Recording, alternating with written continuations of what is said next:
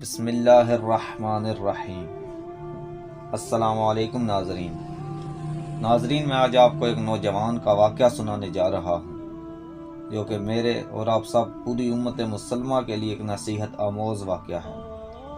امام اسماعیل حقی رحمۃ اللہ تعالی علیہ نے تفسیر روح البیان میں ایک واقعہ شریف بیان فرمایا ہے۔ آپ فرماتے ہیں کہ ایک بزرگ کسی گلی میں سے گزر رہے تھے۔ ان کے پاس سے ایک نوجوان گزرا۔ جب وہ نوجوان ان کے قریب سے گزرا، بزرگ نے پیچھے مڑ کر اس نوجوان کو اپنے پاس بلا لیا۔ وہ بزرگ اس نوجوان سے کہنے لگے کہ بیٹا، میں خوشبوؤں کا کاروبار کرتا ہوں، عطر بیچتا ہوں۔ میرے پاس بہت اعلیٰ قسم کی خوشبوئیں بھی موجود ہیں۔ کوئی بھی ایسی خوشبو نہیں ہے جو دنیا میں ہو اور میرے پاس نہ ہو۔ ہر طرح کی خوشبو میرے پاس موجود ہے، لیکن جس طرح کی خوشبو تمہارے کپڑوں میں سے آ رہی ہے، اس طرح کی خوشبو مجھے کہیں سے نہیں ملی۔ یہ خوشبو تم کہاں سے لے کر آئے ہو؟ جب نوجوان نے ان کی یہ بات سنی تو رو پڑا۔ کہنے لگا، اگر اس کی حقیقت بیان کروں گا تو پھر مجھے بڑے بڑے راز سنانے پڑ جائیں گے۔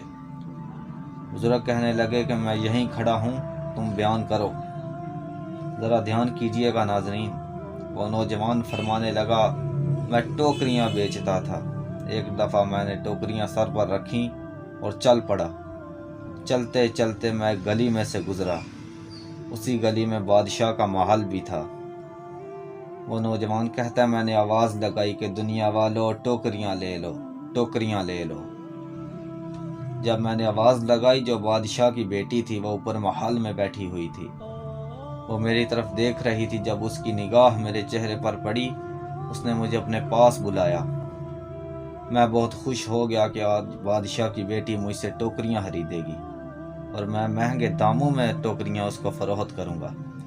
جب میں اس شہزادی کے پاس پہنچا تو اس نے میری ٹوکریاں پکڑیں اور دور پھینک دیں اور مجھ سے کہنے لگی، یا نوجوان، میرے ساتھ برائی کرو، میرے ساتھ زنا کرو، تم جو کہو گے میں تمہیں دے دوں گی، میں تمہیں مالا مال کر دوں گی۔ جب نوجوان نے دیکھا کہ حسن تو بہت ہے، مگر اس کے سامنے حضور نبی کریم صلی اللہ تعالی علیہ وآلہ وصحبہ وبارک وسلم کا چہرہ مبارک آ گیا۔ جب اس کے سامنے حضور صلی اللہ علیہ وسلم کا چہرہ انور آیا تو وہ کانپ گیا۔ اس کو حضور کی آنکھوں میں آنسو نظر آئے۔ اس کے کانوں میں آواز پڑی، او میرے غلام، آج اس عورت کی باتوں میں آ کر اپنے نبی کا دل نہ دکھانا۔ میں تو وہ ہوں جو تمہارے لیے رو رو کر فریادیں کرتا رہا ہوں۔ آج دوزخ کی آگ کو یاد کرو۔ جب اس کے کانوں میں یہ آوازیں عالم تصورات میں سے آئیں تو وہ کہنے لگا، اے عورت، میں یہ کام نہیں کر سکتا۔ عورت کہنے لگی کہ اگر یہ تم کام نہیں کرو گے تو میں تمہیں قتل کروا دوں گی، تم اپنی جان بھی گنوا دو گے۔ وہ سوچنے لگ پڑا کہ میرے چھوٹے چھوٹے بچے ہیں، ان کا کیا بنے گا۔ سوچتے سوچتے اس نے ایک طریقہ اختیار کیا۔ وہ کہنے لگا کہ میں نے پیشاب کرنا ہے، مجھے اندر جانے دو۔ جب وہ پیشاب کے لیے اندر داخل ہوا تو اس نے پخانہ کیا۔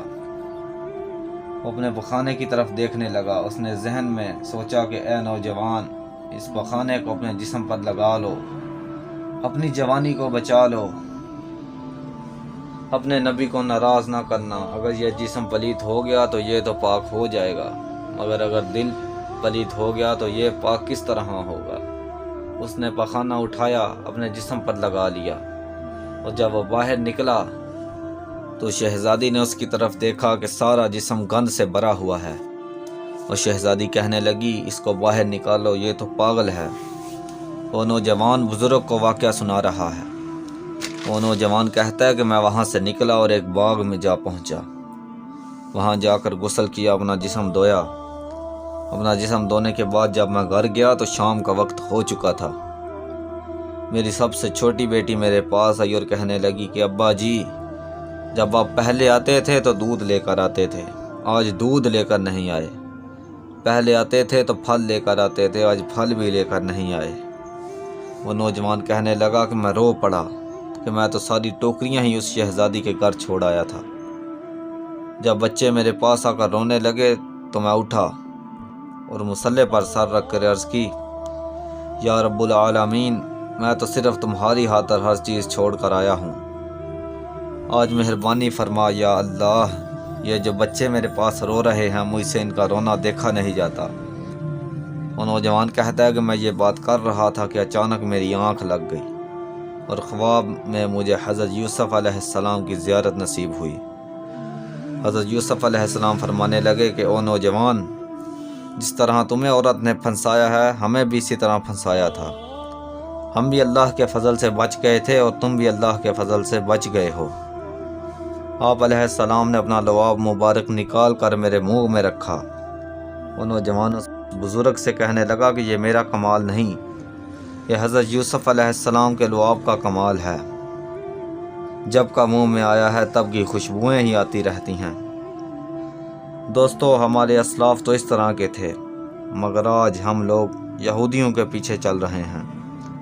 اللہ تعالی جل شانہ ہم سب کو دین حق پر چلنے کی توفیق عطا فرمائے، آمین یا رب العالمین۔